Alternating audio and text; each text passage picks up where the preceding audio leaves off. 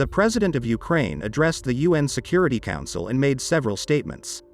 He called for the exclusion of Russia, which violates all possible rules and laws, from the General Assembly and the UN Security Council. According to him, the Russian military behaves like terrorists. And according to the UN Charter, countries are obligated to maintain peace in the international community. Member countries that violate these principles can be expelled from the UN General Assembly and Security Council.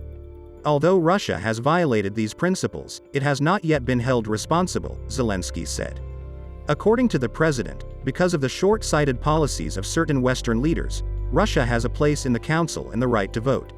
Russia has no right to vote on Ukraine. I call on you to deprive Russia of the right to vote in the General Assembly.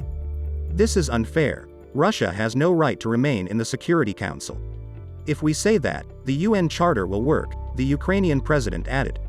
Zelensky also called on the UN to visit the site of the rocket attack on the shopping center in Kremenchuk.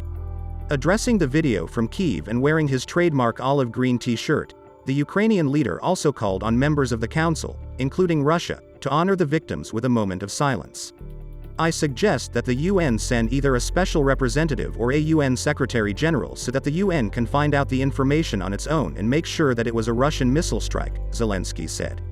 And he asked the UN to legally define the term terrorist state, arguing that Moscow's February 24 incursion into his country demonstrates the urgent need to fix it literally at the level of the United Nations and punish any terrorist state. Russia's deputy ambassador to the United Nations told the council that Zelensky's appearance in the video damaged the authority of the institution responsible for maintaining international peace and security. The UN Security Council should not be turned into a platform for President Zelensky's remote PR campaign to get more weapons from NATO summit participants, he said.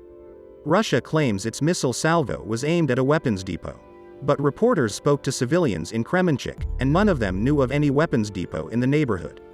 In addition, the president of Ukraine posted a video of the arrival at the mall 24 hours later. Thus, by giving Russian propagandists time to come up with false theories, Zelensky showed the world that the Russian Federation purposefully bombed civilian infrastructure. Because of this, all states will now treat information from the Russian Federation with skepticism.